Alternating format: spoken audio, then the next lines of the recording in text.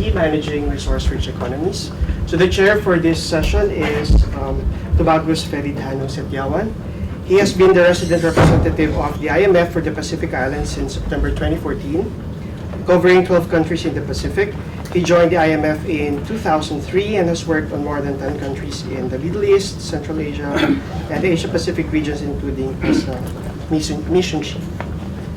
Before joining the IMF, Tubagus was the head of the Economic Department and the Director of Corporate Relations of the Center for Strategic International Studies in Jakarta. Tubagus is Indonesian. He has received his PhD in economics from Iowa State University in the US in 1994. Sir? Thank you. Thanks. Thank you all, and welcome all to this session. It's a pleasure to be here.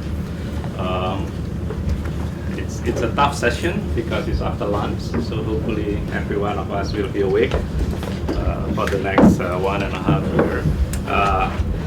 I want to share something. I've been working for more than 12 countries in the IMF, everywhere, including 3 countries in which the country have an IMF supported program, and that was Iraq, Mongolia, and Solomon Islands. And you see, what are those 3 countries in common? They are all natural resource rich dependent. So we all know that managing a natural resource based economy is challenging. The country could be vulnerable to external shock, especially commodity prices, and that's why it is important for everyone the stakeholders, the government, everyone in the country to be able to manage the economy and to prepare for any shocks that might happen in the future. And the shock is usually coming from the terms of trade, external shocks, commodity price goes down, there's a pressures on the BOP, and then usually during the boom years, the government spend a lot of money on the fiscal policy. So then it needs to be some adjustment, because otherwise the resource will go down the drain. And in the textbook solution is always that if you have external shocks from the real shock from the terms of trade, a good shock absorber will be the exchange rate adjustment, and then let the country to adjust both on the monetary and the real sectors, and hopefully and the fiscal will have to adjust too, otherwise the pressure on the balance of payments will not recede. And it's all written in the textbook, but sometimes it's easier said than done, right? It's challenging in those countries, and that's why this problems keeps coming. And I've been working on those countries before, so I know what it's like. And it's good that we are discussing this today, and we have a full set of speakers. They are all the experts in the areas. I would like to introduce, I guess, all of them at once, but then, and then each presenters will present their areas, their topics. The first one is Mr. Filipe Nery Bernardo, is correct? Yep. He's in the Ministry of Finance and the Petroleum Fund Administration Unit of Timor-Leste. He has been there from 2009. And his responsibility mainly to coordinate the work related to the development and implementation of fund investment strategy, monitoring the performance, operational management of the petroleum fund, and so on. He is responsible for calculating the estimated sustainable income and petroleum wealth for Timor-Leste, and he has represented the Ministry of Finance in the EITI multi-stakeholder group, the Secretariat of the Investment Advisory Board of the Petroleum Fund, as the contact person for the TLPF, which is this is Timor-Leste Petroleum Fund, right, at the International Forum for Sovereign Wealth Trust Fund. Mr. Bernardo received an MBA from Monash University in Australia and Bachelor in Accounting from Atmajaya University in Indonesia, and is going to be presenting the resource management and economic diversification in Timor-Leste. The second topic will be the survey of the Papua New Guinea economy, and it will be presented by 3 speakers. I hope you can manage the time well. basically from ANU and from the University of Papua New Guinea. The first is Mr. Nelson Atip. He has served in the public sector machinery of PNG more than 7 years before going to graduate studies. And then after graduating from the Economies degree in 2004, he worked as a GST tax officers and the tax policy officer in the revenue commissions of the PNG. And then he also received further training in developing policy document and taxation by Australian Tax Office. He took 2 years graduate studies sponsored by the World Bank in 2013 to 15. And then after his completion his studies in March with a master's degree in economics from University of Suva, Mr. Atip returned to the country and joined the University of Papua New Guinea since 2016. The second speaker is Mr. Manoj Pandey. Yep. You're Fijian or I'm Indian. You're Indian, okay? Because you were here before, right? In USB. I met him here in USB, and now he is with ANU, but is based in PNG. And the third one is Mr. Nicholas Wynn. Right? Yep. I'm sorry, there is no. Where are you based now? I know, but which institution? University. In University of PNG, yes. Okay. In the economics department, yes. Okay. And then the next speaker will be on mitigating the downside of PNG's natural resource dependency by Jonathan Pryke. Is this correct? Yeah. From Lowy Institute. Mr. Pryke is a research fellow in the Meyer Foundation's Melanesian program at the Lowy Institute.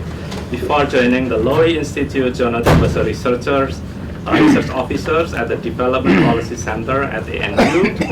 On top of his research obligation, he was an editor for Development Policy blog and co-convener of the Australasian Aid Conference. Jonathan is interested in economic development in the Pacific region, Australia's relations with the Melanesian, the role of aid and private sector in the Pacific Island development and labor mobility. Jonathan holds a Bachelor's of Commerce from the University of Sydney, Master of Public Policies, and Master of Diplomacy and Graduate Diploma in International and Development Economics from the ANU. Finally, the last but not least, the speaker is Paula Norris from the International Development Consultant. She is the team leader of the EU PNG Trade-Related Assistance Project, and she is based in PNG, right? She is specializing in trade and private sector development. She has a BA in Language, Business and IT and a Master's in International Development. She has delivered a multitude of donors-funded projects around the world and currently the team leader of this project funded by the EU, I presume. That's correct. Thank you. Okay, so those are the speakers that are going to present the topics for today's discussion. Oh, by the way, Paula is going to present the clusters as a tools for economic growth and the PNG Cluster Initiative. This is also new to me. I also want to learn something. Thank you. So without further ado, I would like to invite Filipe to present his presentation. You know the rule, everyone should have every session should be about like 15 minutes so that we all have enough time to have a discussion. Please. Okay. Thank you, Chair. Distinguished guest participants and my fellow speakers. My name is Filipe Nery, and I'll give you a snapshot of how we manage our natural resource in Timor-Leste and also how we diversify our economy.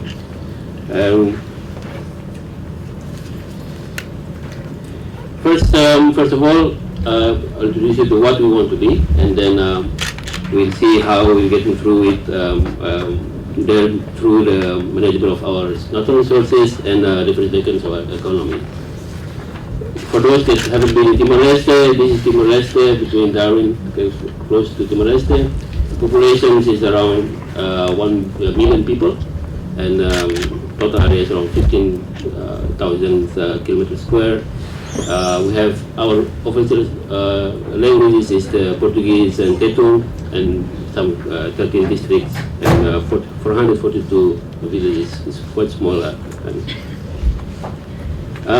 First, our visions for Timor-Leste is to become one of the upper middle income country, and with educated and healthy society, with a modern and diversified economy by 2030.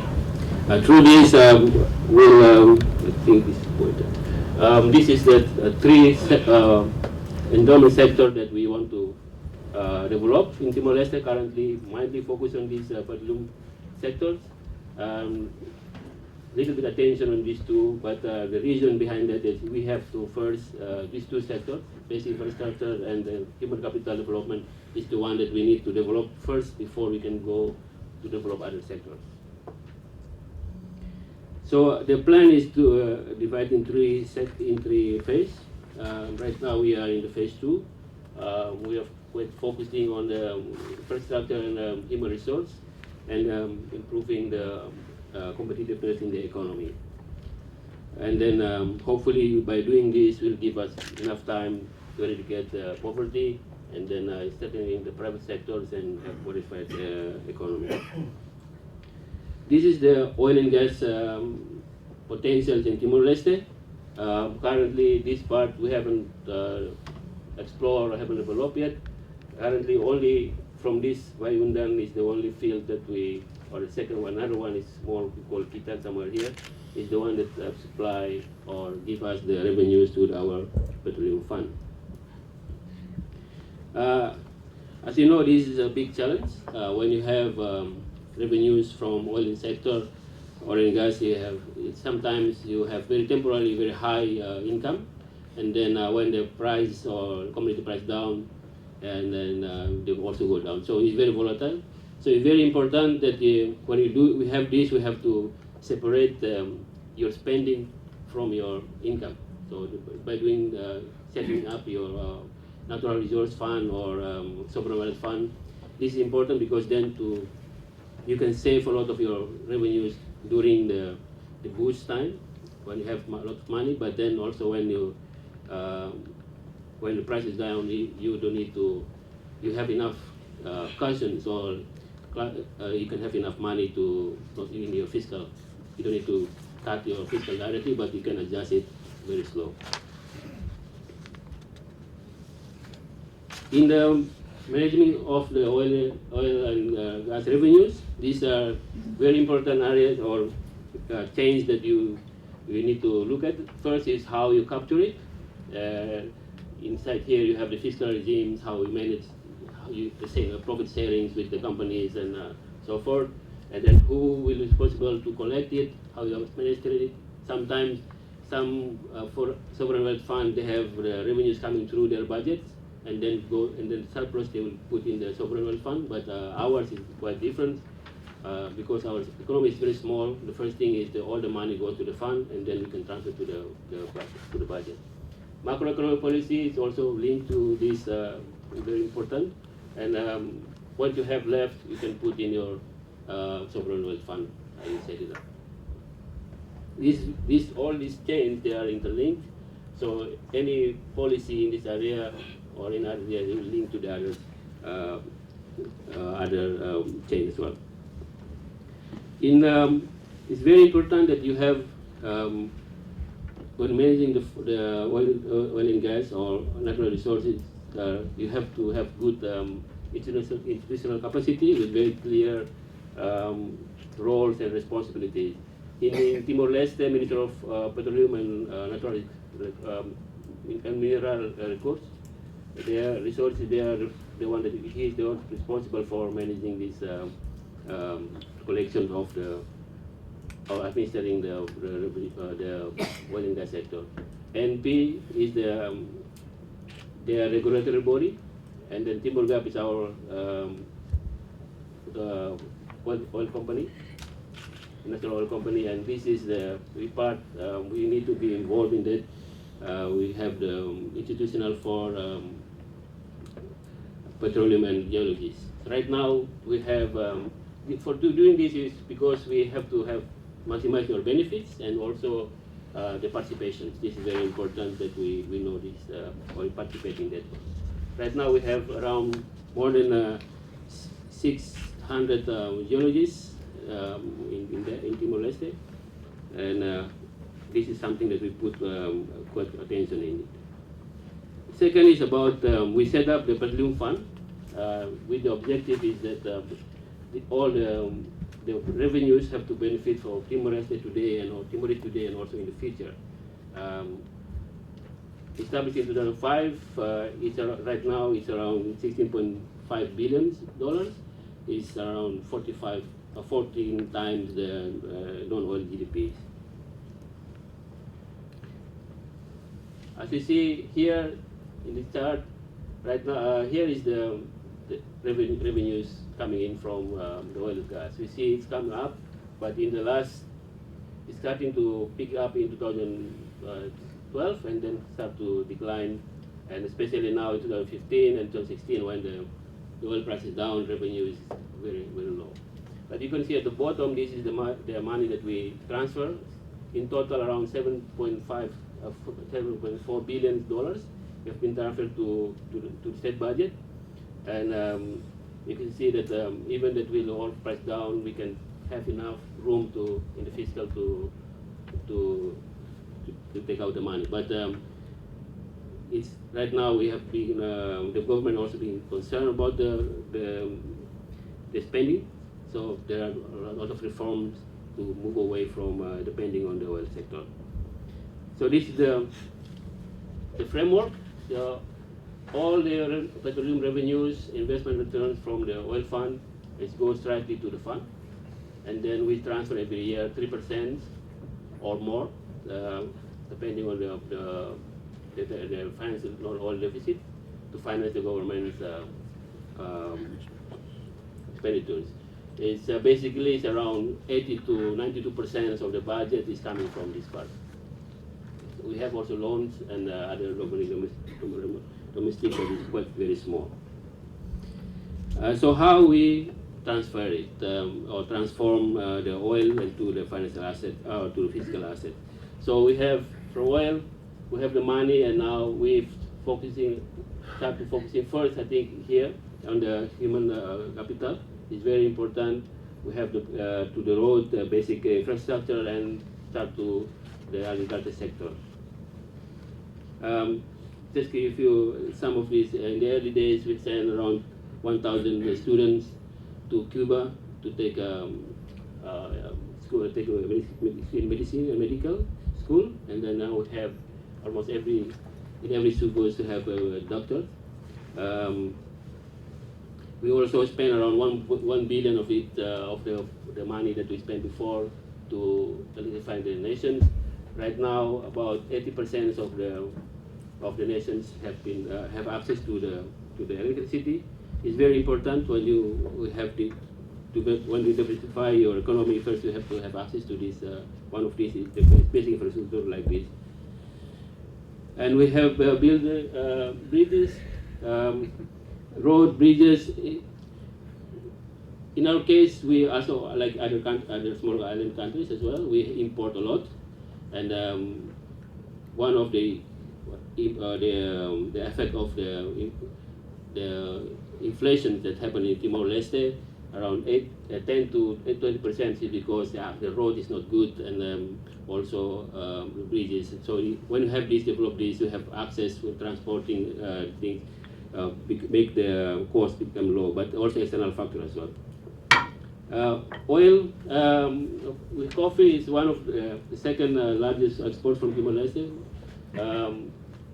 It's last year, or 2015, 2014, 2015, the export increased by 80%, but because of the commodity price as well, the prices, the revenue is quite low, but it's still just around 10% of the Timor-Leste.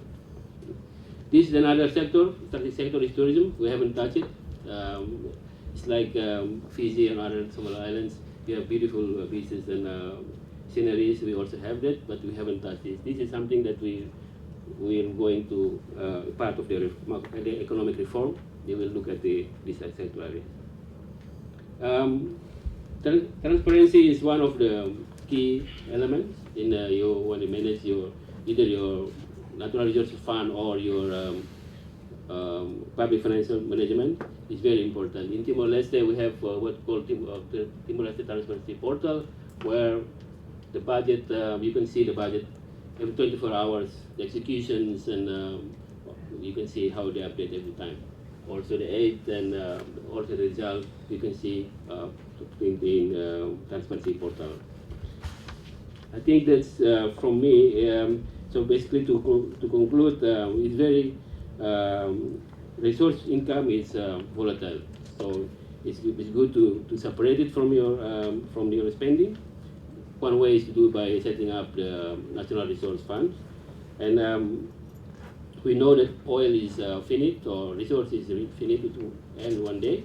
So we have to pay attention to other non-oil sectors. And human resource is critical. So we have to invest a lot in the human resource. They are for us, they are the wealth of the nation is the human.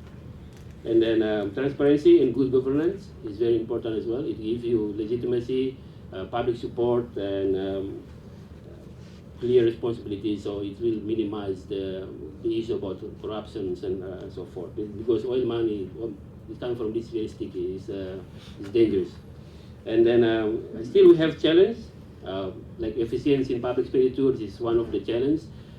So right now the government have established what we call the program budgeting. All the expenditure have to link to the budget, and they have to have clear targets and to achieve. Institutional capacity is also still a lack of coordination still happens. So this is another challenge that we need to look at. Human capital also still a challenge for us. School enrollment, access to school is still a challenge. Not all of us have an opportunity to go to school. Sometimes you have school, but the distance is too long, road is so bad, so people cannot go to school. And for us, for investments or in the non-oil sectors, the private sector is also still we call it embryonic level. So it's very important. We have to look at the law on the investment and make sure that they have enough. For instance, access to credit is something that's very challenging in Timor-Leste as well. Unemployment, we are like some other countries, we are young populations. Not many people have access to work, so government have to create or make sure that private have to create this. This is something that a very big challenge for us as well. Still, so we need to look at it in the future. I think that's for me. Obrigado. Thank you. Thanks, Filipe. Okay, so we move to the next topic, which is the survey on the PNG economy. Please.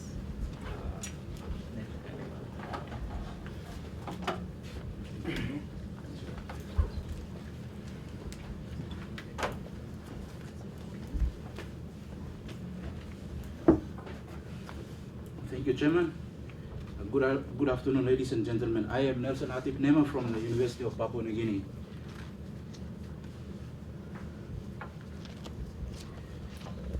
This presentation provides an update of the PNG economy for the years 2015 to 2016. It is jointly authored by the colleagues at the University of Papua New Guinea, Division of Economics, and the Australian National University Development Policy Center. There are three main sections to this presentation. Firstly, it's on economic growth. The second section is on macroeconomic policy, and the third section is on structural policy. So I will cover the slides on growth, while my colleague Dr. Manoj will present on macroeconomic policy, and my other colleague Win will cover the structural policy and the conclusion.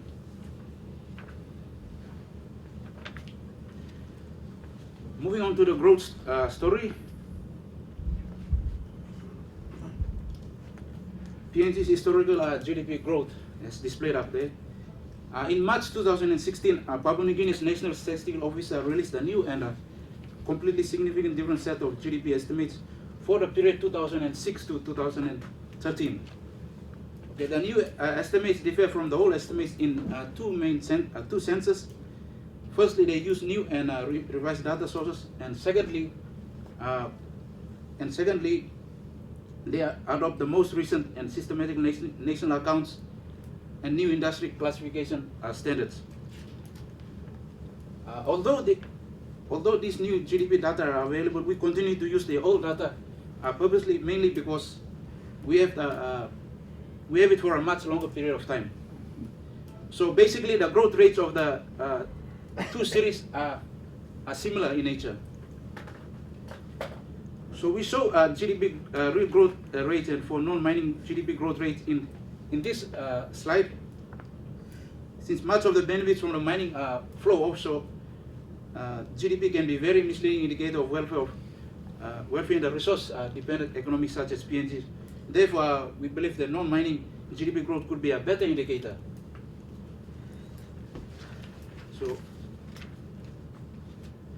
So from the slides, as you can see,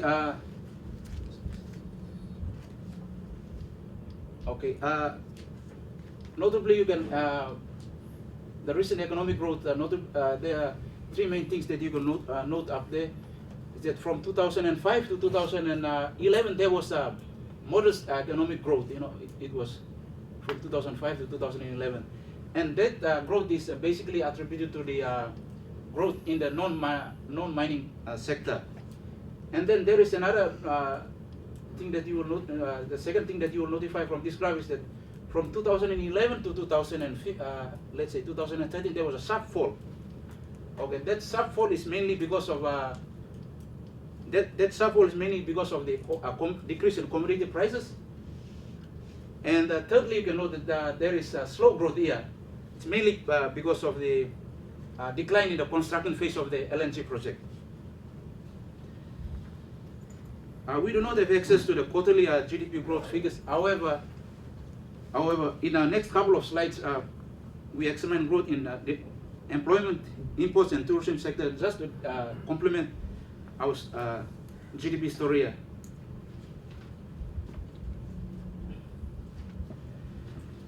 Okay, moving on to the employment growth in the formal sector. Formal employment growth was strong up to 2013, but then employment growth started to fall and has been negative since the fourth quarter of 2014, as can be noted here. It has been negative here. So this was basically due to the completion of the construction phase of the liquefied natural gas project and the fall in government spending. Moving on to the next sector, we see the growth in the imports from basically 2002 to 2005. Okay, after 2 years of decline in 2014 and 2015, you can see imports of the goods and were back to below 2007 levels. Okay, this was basically due to the completion of the construction phase of the LNG project, as I've mentioned, and the fall in government spending.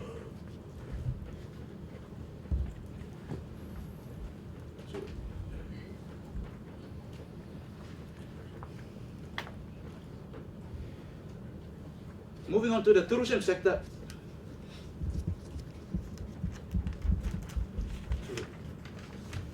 There's one more sector to be covered. The import sector.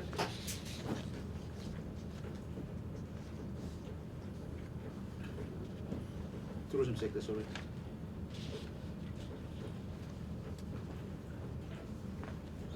Unlike imports, through the import sector, through growth has slowed down. The number of visitors continued to increase in 2015.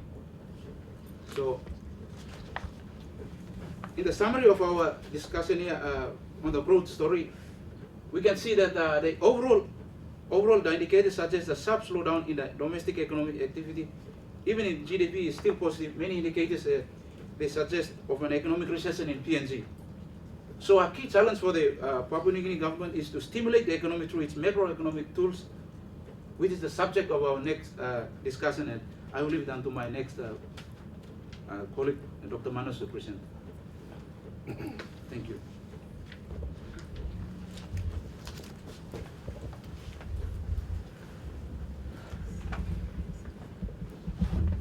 Thank you, Nelson, and thank you, Chair, for permitting me to encroach some of the things here. So, from Nelson's presentation, one thing is clear, that economic growth is slowing down. Import has fallen. Visitors' arrivals growth rate has fallen down.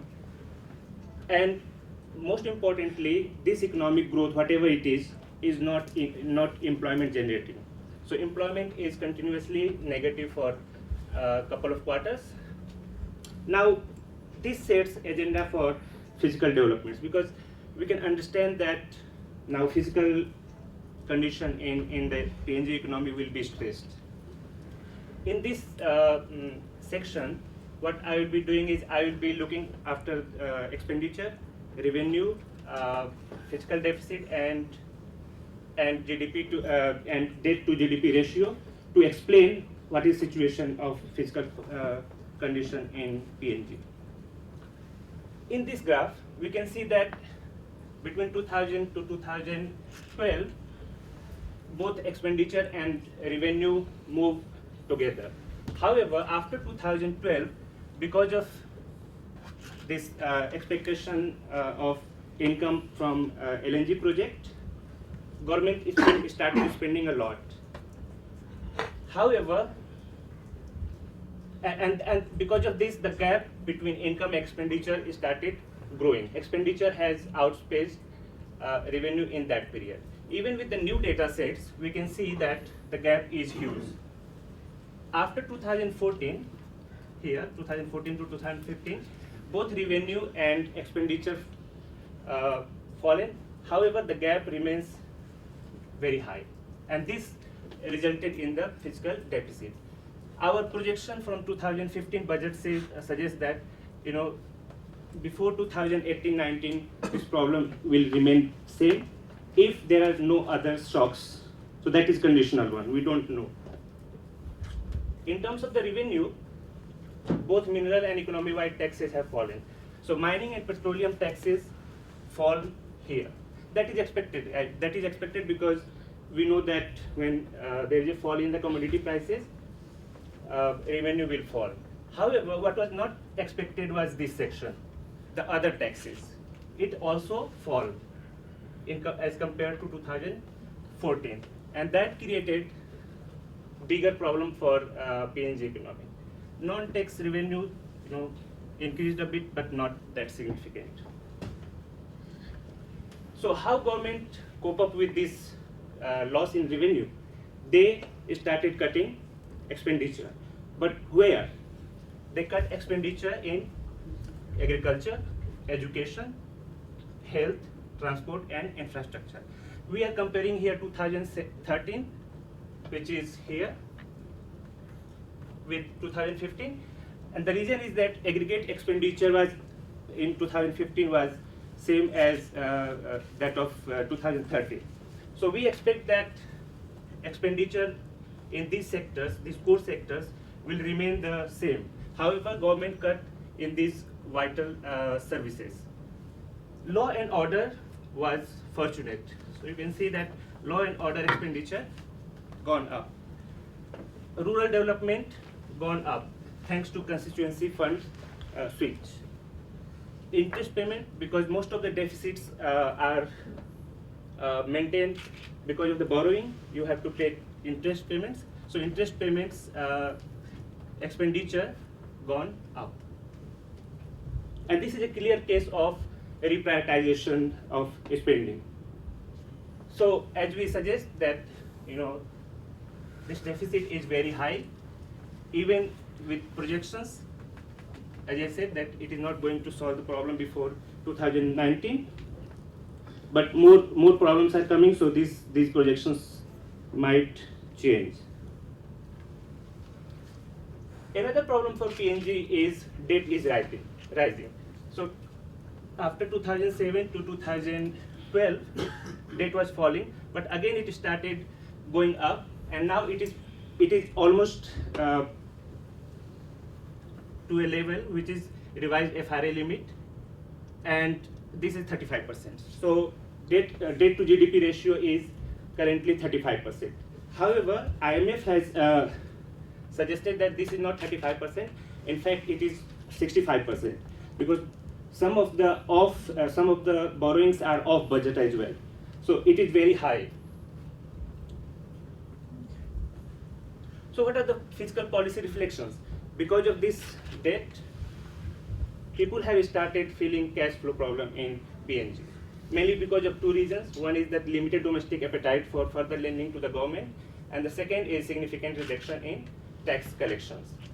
Expenditure cut in health and education is not a solution to fill the gap, because in the long run, country is going to suffer.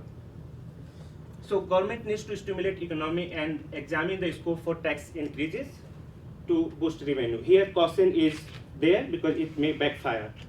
And reprioritize expenditures through cuts in the constituency spending. Now coming to the exchange rate, Mr. Chair was talking about, we will talk about this one as well. Exchange rate is an important instrument for countries like PNG, which is resource-based country. In PNG case, we can see that nominal depreciation in PNG is modest in recent times. It is with respect to AUD, USD, and trade weight index. So it has not fallen a lot in recent times. Inflation in PNG remains around 6%, which is very high, but it is consistent.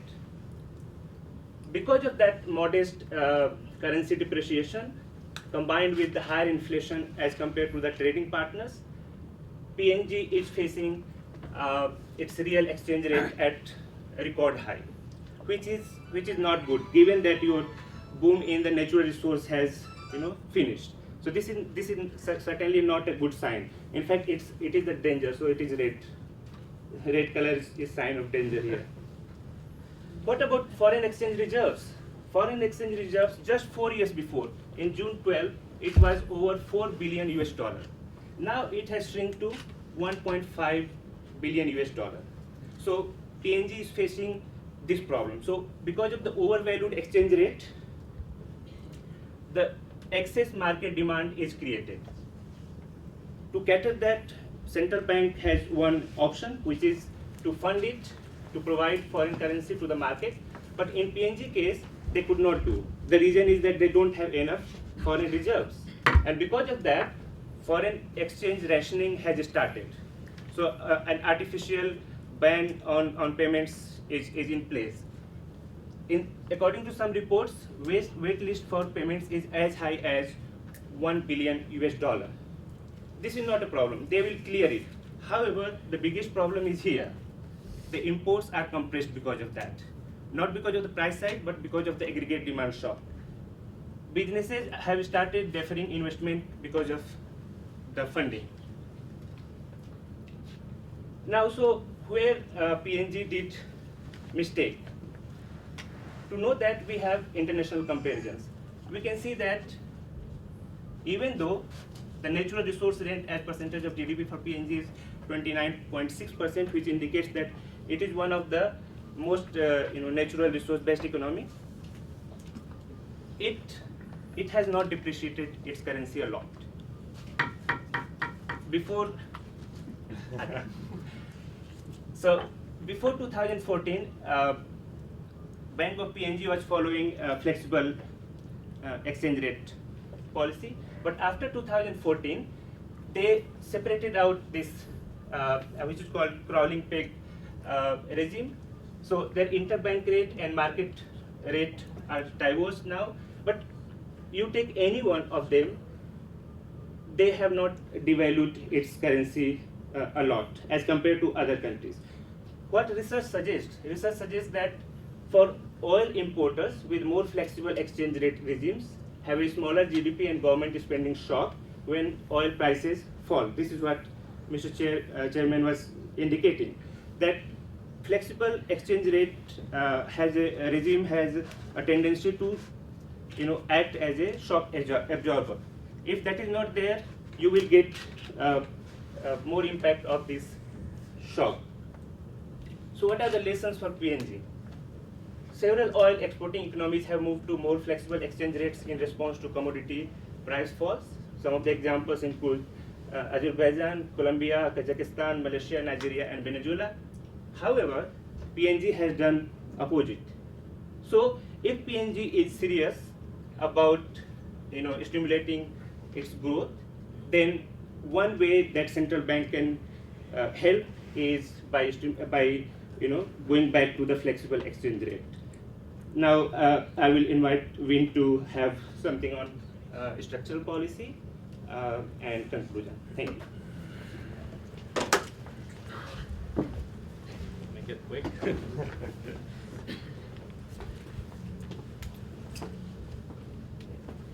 Thank you, Manoj. Good evening, ladies and gentlemen. I'm sorry if I offend you, but can you give me just a few minutes to finish off this one and conclusion. I'll be presenting on the structural policy. Basically, I will look at three recent policy initiatives in the area of agriculture, SME policy, and land policy. With the agriculture policy, there has been a ban in import of vegetables that was introduced last year, and recently, beginning of this year, it was lifted again, and again it was reintroduced.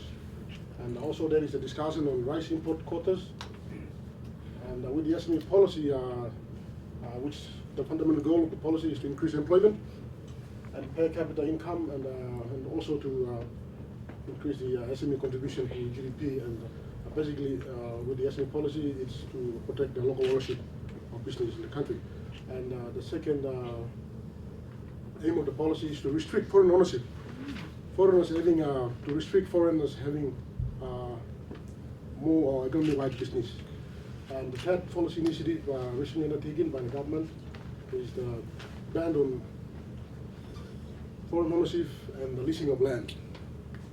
And also with that policy, land policy, some of the existing foreign lease have been given up within 30 years, which previously used to be 99-year lease. Let me comment on the recent policy initiative. All in all, these three policy initiatives are protectors in nature, meaning they are to limit or restrict foreign interest and foreign investment in the country. In this case, limiting of trade will increase the output, but at a higher cost. The local, the goods and service in the local economy will increase, and also it will reduce the investment output. It is unclear if the policy will be implemented or not. But the effect of the announcement that has already been sent out, it is scary to the investors, which has already been deterred by the foreign rationing that we are actually experiencing in the country. And finally, to conclude, to make it short, let me say that in the face of the economic slowdown and severe government expenditure cuts, the government needs to stimulate the economy, but it lacks borrowing capacity because it has already reached the borrowing GDP debt ratio of 35%, and the real exchange rate is at high record. Rather than introducing the protectionist measures, it will be better to allow further currency depreciation. This would have an immediate impact and would not scare off foreign investment. Thank you.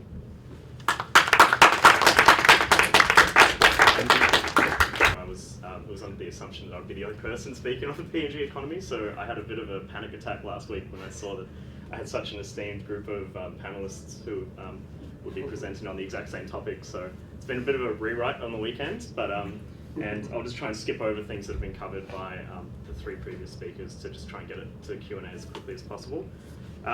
But my topic is managing the downside of PNG's natural resource dependency, and I think once we, as we've already heard, and as we go through my presentation, we'll see that PNG really is a textbook example of the resource curse in action and the negative impacts natural resource dependency can have on the economy. So much of my figures and graphs are drawn from my own analysis, but also from the UPNG ANU team, and also from Paul Flanagan. Most don't account for the recently revised GDP figures because they've yet to be really confirmed by the IMF or by any other international organisation. As they mentioned, the National Statistics Office recently inflated the GDP of Papua New Guinea by about 30%, wasn't it? And in 2006, they upped it by 30%. So that's all quite confusing. Anyway, so moving on. There's been entire books written about the subject of natural resource dependency. So this presentation is not meant to be a recap of the literature, but it's really where we have to start. Statistically speaking, there's a pervasive relationship across the world where the worst development outcomes, measured in poverty, inequality, deprivation, are often found in countries with the greatest natural resource endowments. There are many explanations for why this occurs, but the most obvious is that the easy resource revenues eliminate a critical link of accountability between governments and citizens by reducing incentives to tax other productive activity and use the revenue to deliver social services effectively. The same revenues also generate immense and lightly accountable wealth that facilitates corruption and patronage networks. The so-called Dutch disease compounds this pervasive governance and institutional impact, whereby resource revenues raise a country's exchange rate, hurting competitiveness in non-resource sectors that rely on low exchange rates to be competitive in international markets, and as we just heard about in the previous presentation. Other factors may include volatility associated with commodity prices, which can have especially negative impacts on weak state economies, and the underdevelopment of agricultural manufacturing sectors during boom periods and resource-based economies. So this is all sounding pretty familiar when we talk about Papua New Guinea, particularly in light of the previous presentation. So I'm going to look at this phenomenon in the context of PNG and discuss how it can do better in the future. And I'm also going to take a step back and look at economic development in PNG since its independence. We're currently in the fourth round of a natural resource boom in PNG's history. And as we go through the next few slides, we'll see that they've not really found a way to leverage that wealth into a sustained economic growth path for the country. So first of all, how dependent is PNG on natural resources? This of course depends on what point in time you look at it, and it has very much oscillated. The share of GDP contributed by the resource sector has been as low as 7% in 1984 and has gone up to as high as 30% in 2006, and it currently now sits at around 29% or 29.6%, I think these guys had in their presentation. This makes PNG, by this measure, the 13th most resource dependent economy in the world. Other measures such as share of government revenue can also be used, but I think this is illustrative of just how dependent the PNG economy, despite what their leaders will say, how dependent the economy is on the natural resource sector. So how has this impacted development in PNG to date? So this first graph, which has been taken from the update that these guys did last year, looks at in inflation adjusted terms. GDP is the blue line here, and GDP per capita growth. GDP per capita is on the left axis here, and GDP is on the right. And it does show that with all of this economic activity in the natural resource sector, there has been GDP growth, sustained GDP and GDP per capita growth in the country. PNG's economy is now 3.3 times larger than it was at independence. But unfortunately, population has also grown by 2.6 times in that period. So that's taken away a lot of the potential growth in the per capita measure. Still, growth has outpaced population, particularly in this century, leading to an uptick in GDP per capita in PNG. Unfortunately, as our previous presentation covered off, this growth hasn't at all been inclusive. And a more effective measure of how the GDP economy has performed is when you take a look at non-resource GDP. So this graph eliminates the elements of the economy that are linked to the natural resource sector, because the natural resource sector is so capital intensive and so much of the revenue is shifted immediately overseas to the owners of the massive projects. 70% of PNG LNG revenues go straight offshore. A non-resource measure is probably a better way of looking at the overall health and performance of the economy. So again, the axes have flipped this time, but so the orange line here is GDP growth, which is linked to the left axis. and the blue line here indicates GDP per capita growth. And as you can see, from 1980 to 2014, GDP per capita, when you take out the resource sector, is actually lower when you adjust for inflation. So that shows a much more mixed story of how the PNG economy has been performing over the last 30 years. On top of that, there are other indicators you can look at. The total number of people formally employed in the economy has doubled in that period, which is less than population growth, meaning that it's actually harder to find a job now than it was in 1980. Employment in the formal sector is already very low, and the formal sector is roughly employing around 450,000 people, or 10% of the formal economy. There is also a strong gender bias in the formal economy. In 2011, women represented only 7% of those with a waged employment. So, as I said before, we're now in the midst of PNG's fourth economic boom,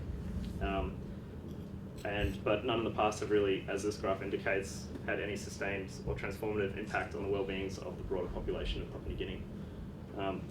So we'll now move on to the current boom and see what we can do, what lessons can be learned to make sure the fifth, and there will be a fifth cycle of this boom, what we can learn about to help make that fifth one more transformative, have better impacts.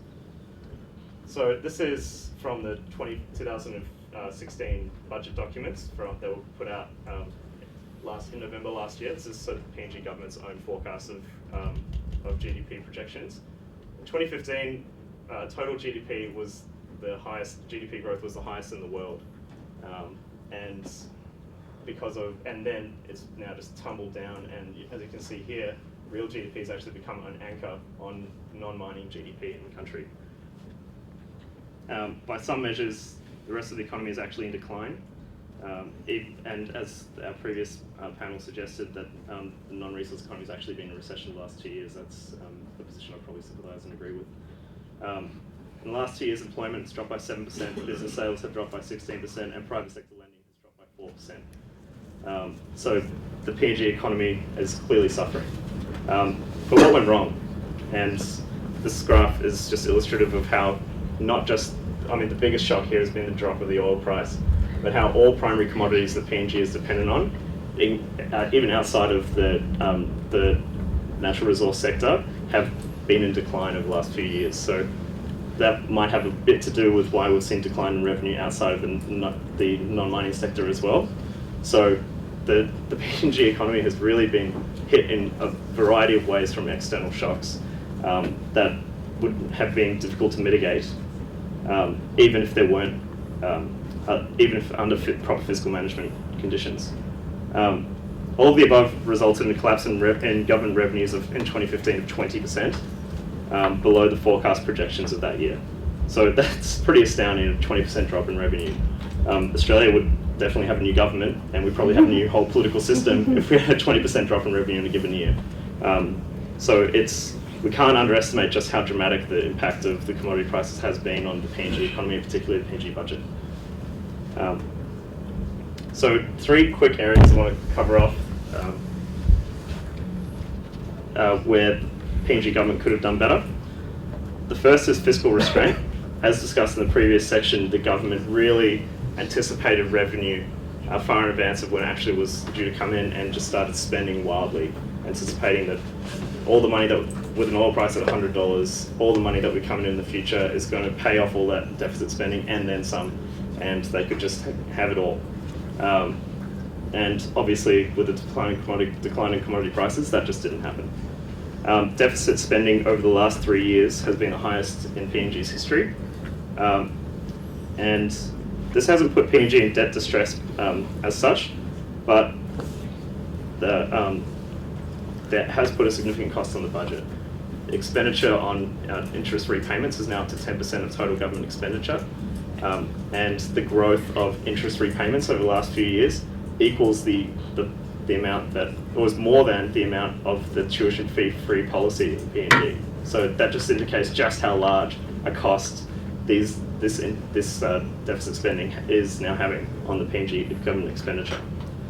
The way in which that money was spent as well, focusing on big ticket items such as Pacific Games last year, APEC in 2018, a lot of development in Port Moresby.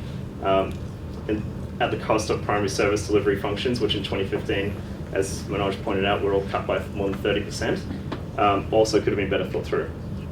So again, another point is the quicker response to declining global conditions. 2015, we didn't see a supplementary budget until November, and the 2016 budget, again, is definitely going to need a supplementary budget, and we're already in July. The 2016 budget already also called for $1 billion in external, $1 billion US in external lending just to reach the bottom line of their budget expenditure. In July, they've apparently secured a $500 million loan from Credit Suisse. We don't know the terms of that loan. They said they're going after a sovereign bond, but they apparently just only went out to go get it in June. We haven't heard the outcome of that. So a quicker response is clearly needed, and just also communicating how that response to the people as well would be very valuable. Finally, exchange rate management. I mean, it was covered off just in the previous presentation, but in my opinion, improving PNG's level of competitiveness through the exchange rate is probably the most important single policy instrument for improving PNG's development prospects. As we've gone through, the current exchange rate regime makes the broader PNG economy very uncompetitive. And PNG is already a very difficult place to do business. It ranks 145th out of 189 countries on the World Bank Doing Business Index. Denying access to foreign exchange to the already strained private sector is really adding insult to injury. It would also have the best impact on PNG's poor for obvious reasons. Some 2 million people are engaged in cash cropping in terms of coffee, cocoa, other subsistence style cash crops. But on the inverse, a weakening exchange rate would have an adverse effect on a public servant in Port Moresby, where a strong kina would make a bag of rice cheaper or a new digital TV cheaper, or for government it would make loan repayments cheaper and prop up mining revenues. So there's a trade-off there that they need to address. But making the exchange rate more competitive may also have the most traction in Port Moresby because of this huge backlog of demand from the private sector and for foreign exchange in the country. This loan of $500 million from Credit Suisse might alleviate some of that, but we don't even know how big this backlog is anymore. The last figures we heard were back in February of 3 billion kina, but that had come from a third party, not even from the government. The government has oscillated between saying there is no backlog, there is a backlog. Currently they admit that there is one, we don't know how big it is. So again, just more communication would be critical. 3 longer term reforms. I mean, there's a whole list of reforms. We don't need to reinvent the wheel here. Hundreds of people smarter than I have focused a lot on how to better manage natural resource dependence in PNG. But 3 that I just wanted to touch on. The first is Sovereign Wealth Fund. I mean, we just heard from our partner in the region who has done much better at managing the natural resource wells through a effective sovereign wealth fund. Perhaps there's room for some South-South cooperation there. But PNG has been struggling to try and get a sovereign wealth fund up and running for decades now. The most recent attempts was actually legislated, and there is a sovereign wealth fund operating, but the way it's being legislated currently means that before any money is distributed into the fund, it has to go through the government state-owned enterprises, and they can then take what revenue they like. And in depressed commodity prices environment, there's not that much money coming in anyway. So there's no money is actually flowing into the sovereign wealth fund as it's currently set up. So some rethinking could be done there, and the Timor case illustrates just how effective that can be in managing your natural resources. Diversifying the tax base. So as we are going through this 4th boom, PNG's revenue to GDP ratio is expected to fall to 24.5% in 2017. This is well below the historic average of 30.7%. So there's clearly a lot of tax leakage going on in the system right now. And that's through tax concessions, tax holidays, depreciation of assets, all these different mechanisms that we don't know what the deals are with all of them. Finally, transparency. Transparency links back to all the others. Just more communication. And there's a double-edged sword. I mean, the opaque way in which the government is doing business at the moment benefits the more, nefarious elements of the business that they're engaged in, but it also creates a lot of misinformation. And with such a vibrant blogging and social media community in PNG, it stokes a lot of tension that we have seen break out in the last few months. So I think transparency is a really critical one that could actually benefit the government in the long run, because they don't have to spend so much time putting out fires in social media about what is and isn't happening in the country.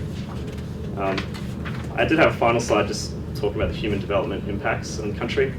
And it's not all a bad story, you know, like overall there have been great human development gains, but yeah, there's just a long road to go, and it's a messy picture, and there's a lot of potential in PNG, and the biggest area of potential is human resource development, developing the human capital in the country, and yeah, that would be the place to start when we face the next boom. Thank you.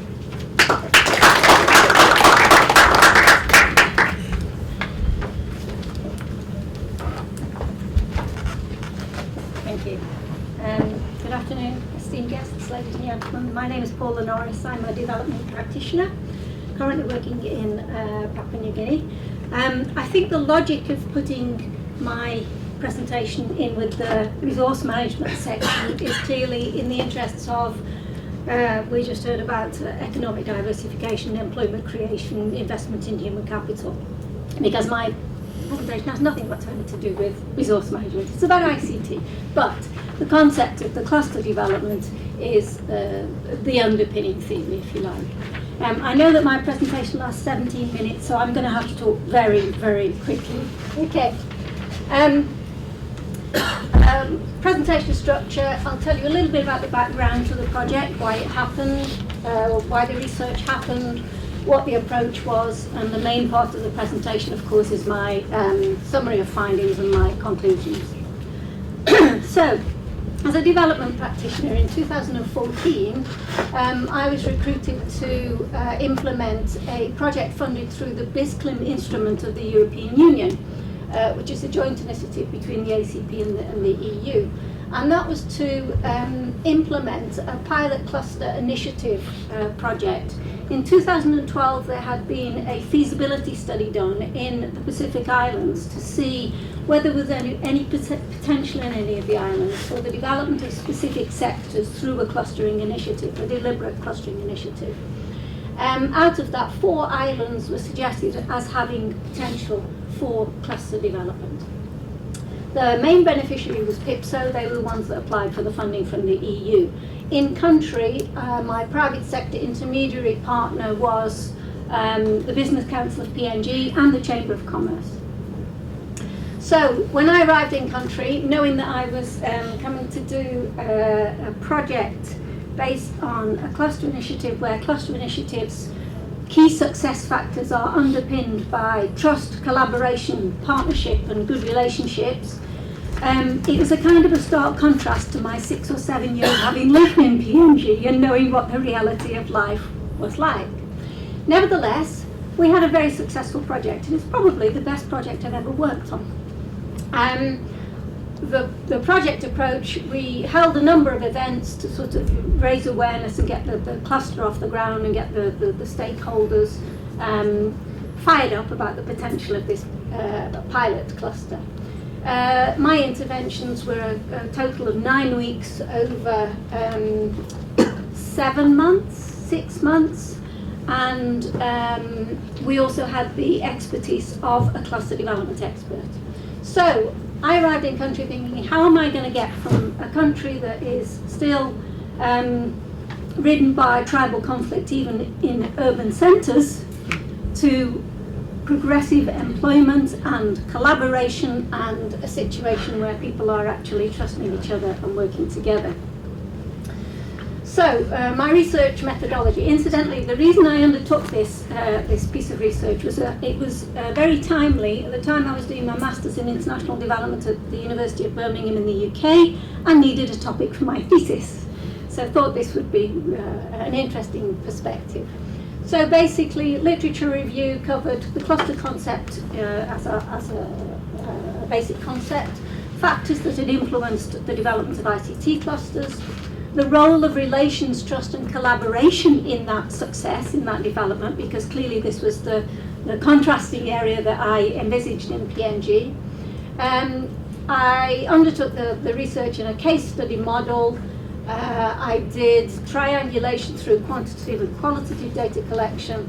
And of course, the limitations of the study are that there are many other factors that impede or support the progress of ICTs, of clusters, sorry. So consideration of the results has to be taken in the context of just this area of analysis. So, in terms of my investigation, the first area I wanted to look into was relations. And in order to give the respondents some clarity on what they should think about, I asked them to think of relations as getting in contact, maintaining communications, and maybe even holding a meeting with someone. So, what did I find? Relations within the cluster. So this is the nucleus of entrepreneurs, small businesses, startup ICT entrepreneurs. Relations within the cluster, in terms of the horizontal sense, in other words, between themselves, most definitely developed. So there was a developmental impact on relations within the cluster. What also happened was that relations often extended beyond the business world in social networks. One of my colleagues already mentioned here the proliferation of social media use in Papua New Guinea. And that was another way that the relationship started to develop. So just a few testimonies here. The cluster has given us an avenue for us to know that we all exist. We're all facing the same challenges and issues, and the cluster can open doors for educating each other and looking at opportunities to get educated. We can enter into commercial engagement and benefit from networking opportunities. And there are people with a wide range of skills who are learning about each other's business and how they complement. Fairly typical, if you like, teething pains of a cluster development. In terms of relations with organisations outside of the cluster, there were some horizontal relations. Interestingly, and this reinforces what the literature predicts, is that the most prolific development of horizontal relations are with organisations who can provide support services to the cluster people. So business intermediaries, accountancy, marketing, universities, training institutions, banks and financial institutions. I'll come back to the banks and financial institutions later. Vertical relations also developed, so we actually had the two major mobile network operators fighting amongst themselves as to who should come and back us to build an ICT incubator.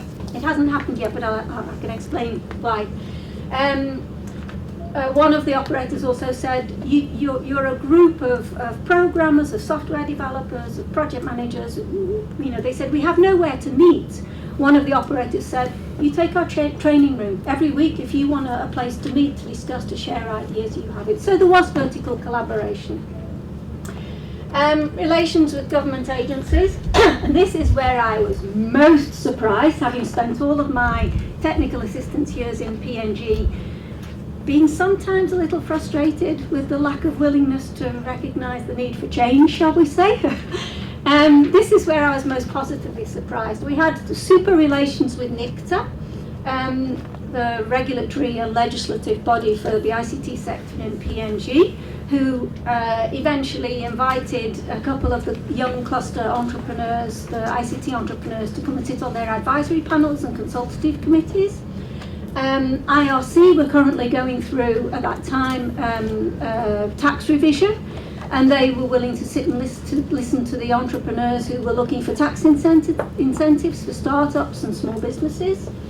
IPO, and this is a really big issue in Papua New Guinea, these entrepreneurs have got fantastic, creative, innovative ideas, but they're terrified about protection of their IP because the institutional frameworks do not protect them.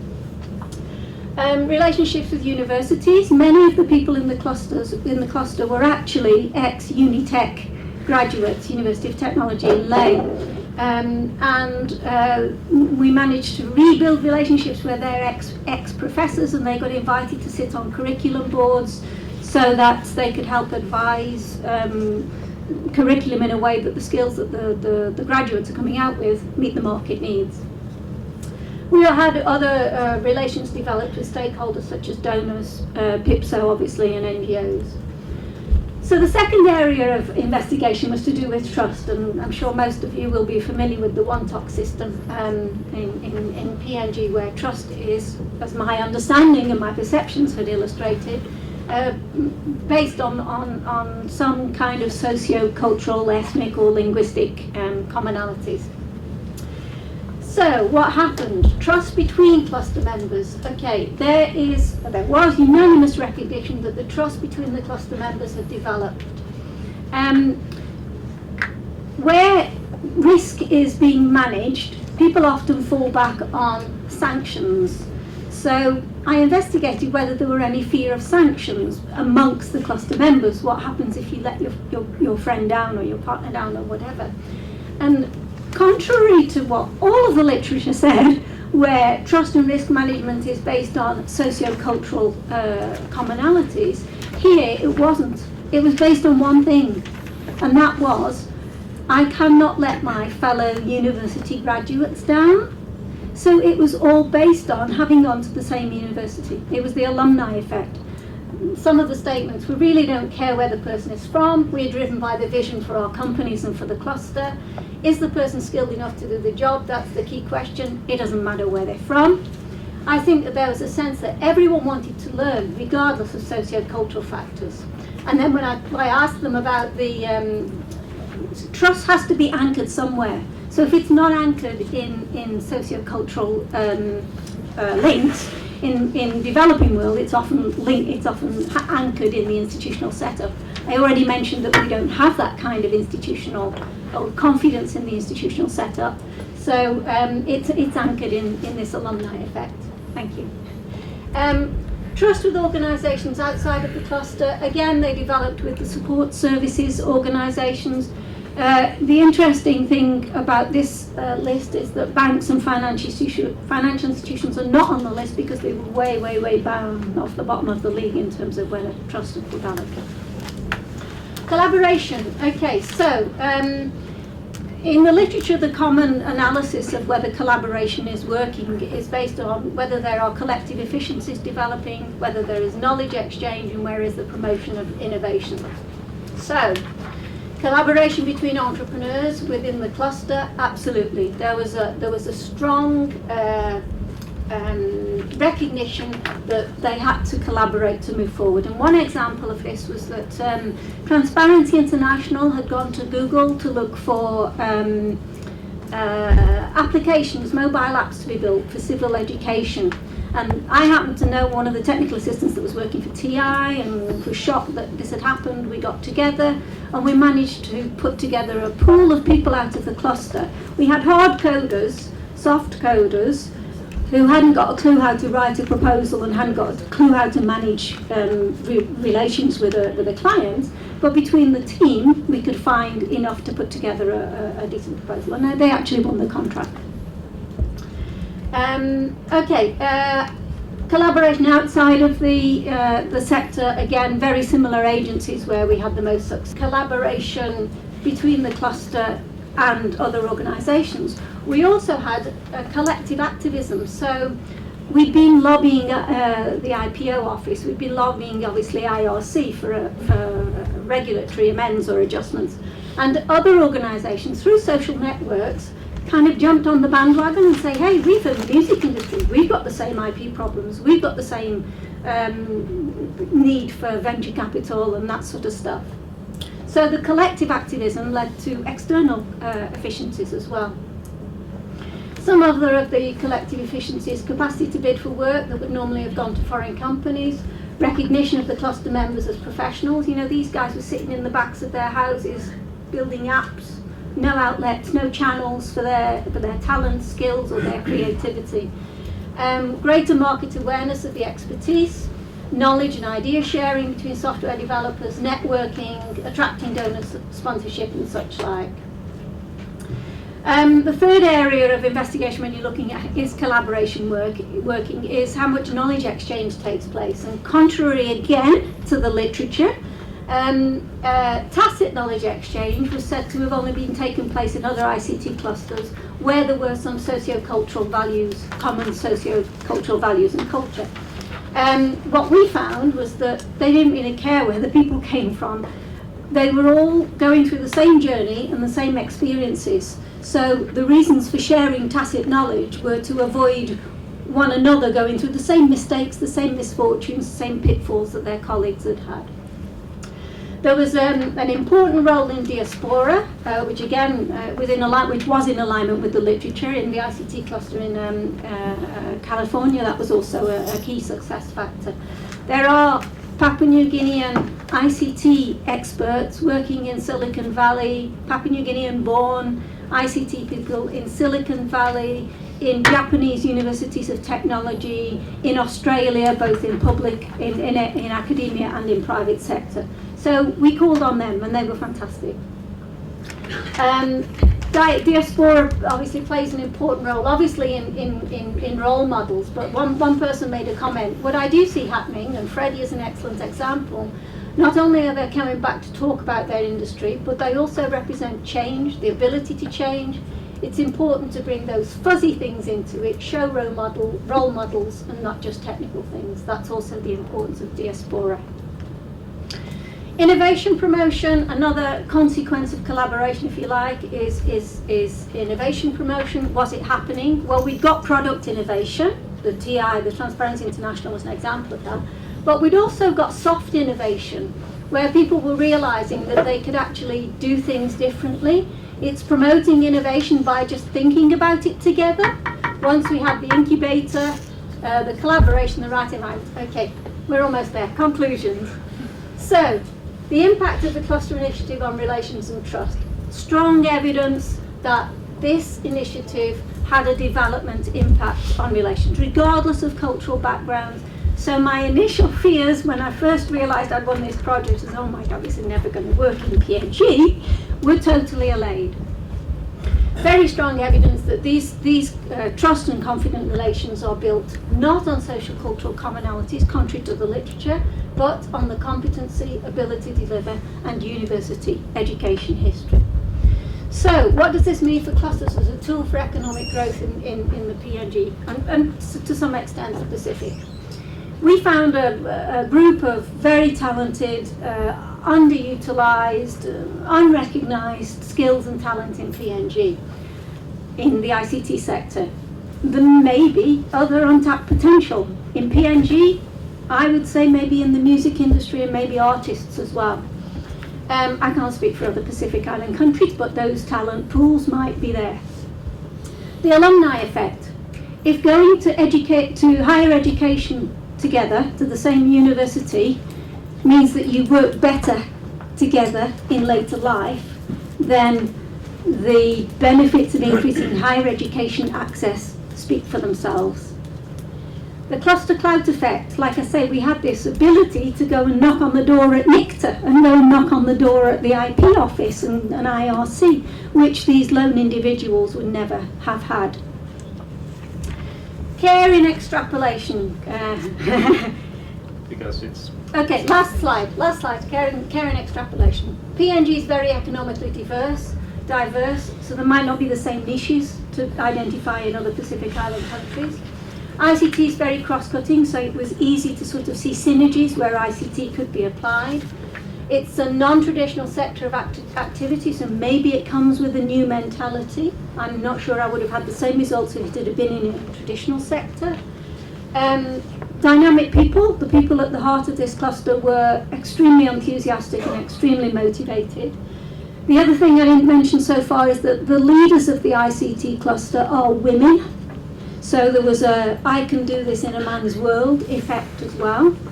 And they're an educated and obviously younger generation. Average age was about 28 to 30.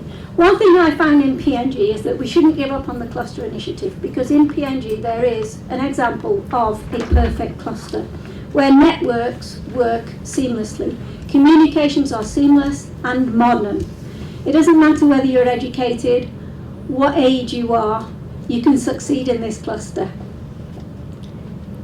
It's this one.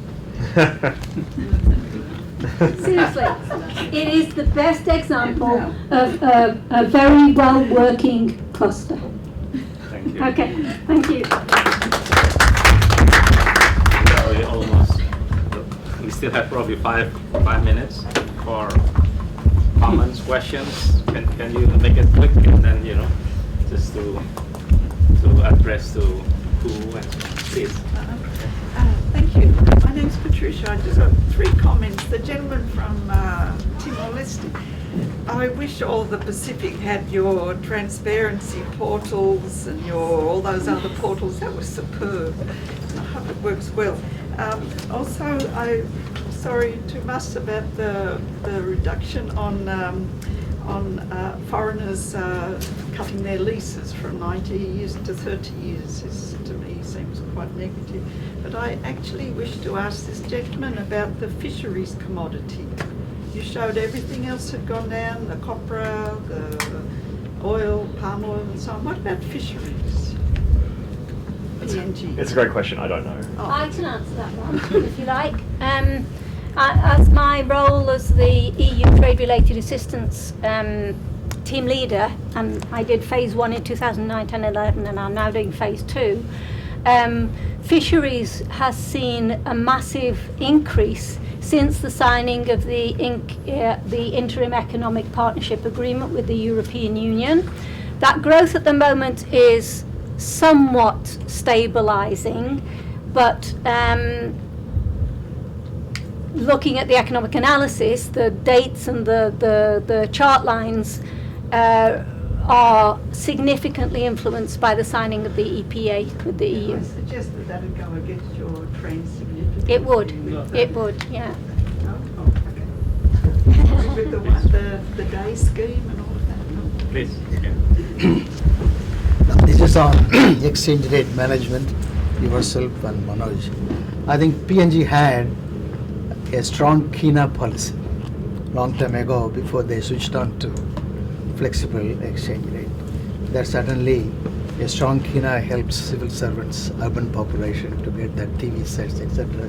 cheaper. But on the other hand, if the latest intervention by government or the central bank of PNG is to not to allow the country's exchange rate to depreciate, it is actually trying to keep it higher. So that makes me ask the question, is it better to go back to a strong Kina policy? Because we are not able to maintain flexible exchange rate. It is not even dirty, it is the dirtiest exchange rate regime at this stage. Second question, this is only making provoking to answer. Second question is it possible to, present conditions are, the country is running down reserves. Instead of going to other kinds of assistance, basic BOP problem, balance of payments problem, adjustment is always done from the IMF. Did PNG at any time contemplate, or are they thinking of shifting to IMF for a quick relief? Thank you. Well, excuse me, for the interest of time, can we collect all the questions first? Maybe like 2 or 3, and then give the panelists a chance to answer. Please, yes. I had a question for the presentations on PNG about how reliable the inflation data is. Obviously, that's going to determine the estimates on the real appreciation.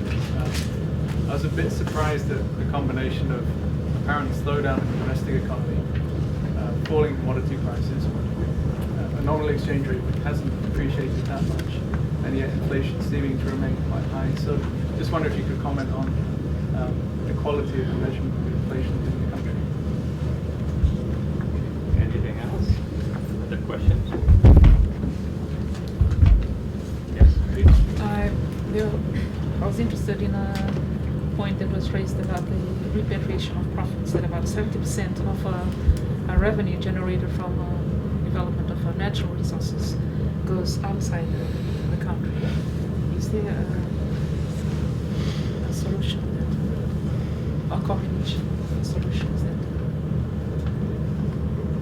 Okay. recommend? Okay. Thank you. So please, panelists, if you have any answers, comments. So on your question on exchange rate, whether we should go for the strong Kina policy, I think the best way Bank of PNG can manage this situation is to leave it on the market, to have flexible exchange rate, because situation is not such that they are in a position to decide what to do.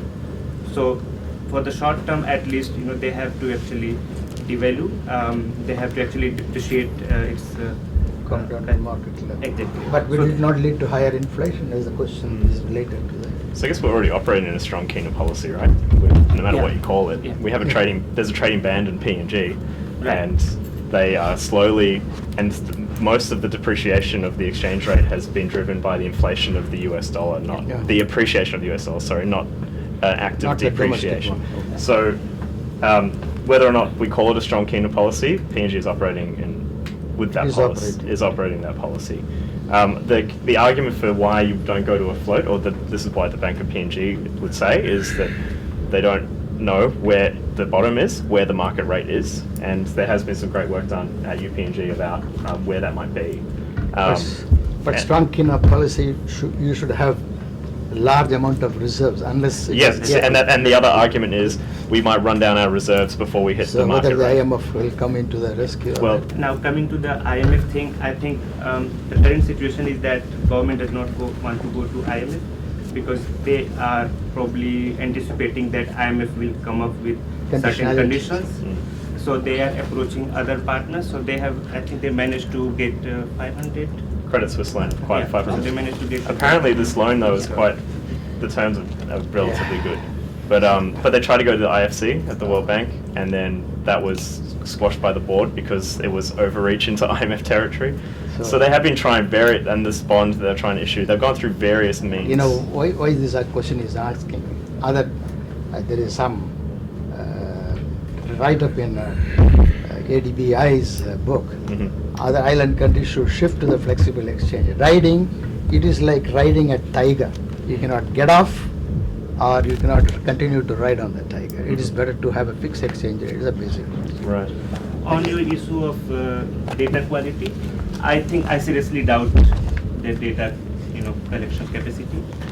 I have been closely working with the NSO, and their capacity is not there. But with the DFAT, Australian Bureau of Statistics is giving limited support. Nonetheless, the data, like the inflation rate, is consistent. So, I mean, even though we don't really believe on the number. Consistent with the past values or with the fundamentals? No, you can see that the inflation is like 4.6 to 6 point something. It's very constant throughout the years. So it's consistent, but we don't know whether it is right or wrong. On your point of the 7% offshore, it's a $16 billion project that has a lot of foreign investment into it. The major operating partner is ExxonMobil, and they have a huge stake in the project. The way that this project will redistribute resources to the PNG people is through the redistribution through government, and then directly to the landowners around where the project is. So it's really, because it's so human resource, it's not that it's dependent on much. It's very capital intensive. It's not human intensive, labor intensive. You need that redistribution element through the government to operate effectively, and it doesn't seem to be doing that at the moment. So and it's also questionable how much the landowners are benefiting directly as well. So the system isn't working, and that's the way commerce works. Is the investors need to reap their return, but that it's that 30% that's left that really the government is responsible to redistribute. Thank you. Maybe I will add something one more to this. Your point, actually, most of the revenues are not coming to Papua New Guinea. The main reason is the Papua New Guinea is very big in negotiating with the foreign investors. For example, LNG, Papua New Guinea, I can say, miserably failed in the negotiation. There is a clause, only if the oil price goes beyond $36 per barrel, the money will come to the country. In the early part of this year, last part of this year, last year, oil price was well below 30, 28. and none of the revenue was going to come to Papua New Guinea. That's one problem. That's because of the weakness in the negotiations. The number two, the same negotiation, there is one clause. There is a higher depreciation allowance for all the LNG company, which means the LNG is going to charge a very high depreciation allowance, which reduces the profit. No corporate tax is coming to Papua New Guinea. That's the second problem. Third one. But it should accelerate when it is fully Accelerated depreciated, right? So depreciation. in the future they The could future, get... yes. Future, yes. But when? What will happen is, Sorry, I'll question. say a subsequent thing, when they increase the depreciation, they will have the loss. Then the future, at least for a few years, they will try to offset the loss. Again, no corporate tax. Instead, they would have made it more uniform. Third issue is transfer pricing. Very big transfer pricing. For example, logging company. None of the logging companies paying any tax to the nation. What they do is they have a local company. They have a company in Malaysia, sister company. The Malaysian company is sending the invoice. They send it, and from there they further sell it to outsiders, UK or everywhere at a very high price. So when you look at the transfer pricing and everything, all the logging companies are showing loss, no profit, no corporate tax. That's a major issue. Okay, thank you. For the sake of time, I'm sorry we have to close the session. As you know, as when I said in the beginning, this managing monetary and exchange rate policies is the keys, but also fiscal side is also not easy. I'll just give you a story. I used to work on a country, and when and then we estimated the permanent income hypothesis to estimate how much is sustainable deficit. And the future income is so huge. And because of that, the country can run, probably like 15% of GDP deficit. Which means if we believe that kind of calculation, then they have to spend more, which doesn't make sense. And what we had was that, of course, you have to estimate the sustainable deficit, but also you have a cap on the expenditure growth. So we introduce, first is the sustainable deficit, we introduce cap on the spending growth, and then on the revenue side, we introduce the structural fiscal balance, in which you base your revenue estimation based on the time series of the policy. So all of this is kind of an art, It's not, sometimes it's not a textbook solution, but it's not always consistent with the textbook, but it needs some kind of good judgments and policies on how to manage resource-rich economies. I would like to thank you all the panelists and the organizers to have all this interesting discussion, and we hope that every one of us can learn something from this session. Thank you.